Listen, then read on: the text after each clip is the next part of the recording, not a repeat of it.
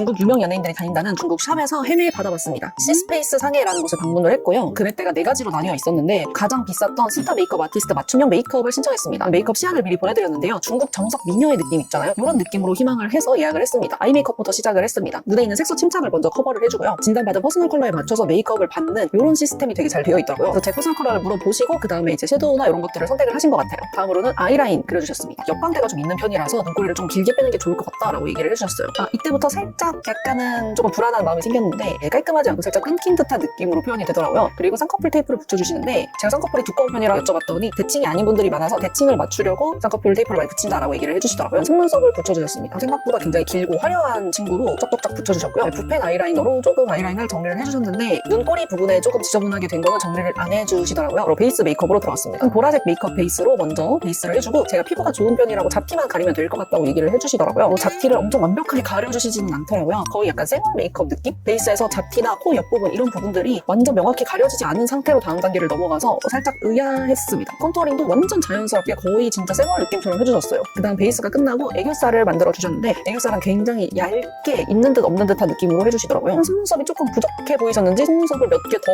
붙여주셨습니다. 그리고 마스카라로 정리를 해주고요. 근데 메이크업 할 때 진짜 거의 입술이 닿을 정도로 엄청 가까이 오시더라고요. 눈썹은 이제 제가 옆광대가 넓은 편이라고 좀 길게 빼주셨는데 짝짝이라고 대칭을 맞춰주신다고 하셨어요. 립은 정말 자연스럽고 누디한 따뜻한 코랄 컬러 느낌으로 발라주셨습니다. 제가 웜톤이라서 주황기가 도는 컬러가 잘 어울린다라고 얘기를 해주시더라고요. 마지막으로 픽서 뿌려서 고정해주고 여기에 좀 잘 어울리는 헤어로 부탁드려요 라고 말씀을 드려서 알아서 헤어를 해주셨는데 메이크업은 총 2시간 정도가 걸렸고 헤어는 한 1시간 해서 거의 3시간 정도가 걸렸어요. 네, 이렇게 메이크업이 완성됐는데 헤어도 뭔가 깔끔하지 않고 잔머리들이 많이 튀어나와 있는 느낌이 아쉬웠습니다. 보내드렸던 시안이랑 굉장히 다른 내추럴한 메이크업이었어요. 디테일적인 부분에서 아무래도 한국 샵이랑 좀 차이가 많이 나지 않나 라고 생각을 했습니다. 한국과 추구미가 달라서 그런가 라고 생각을 해봤는데 여러분들은 어떠신가요?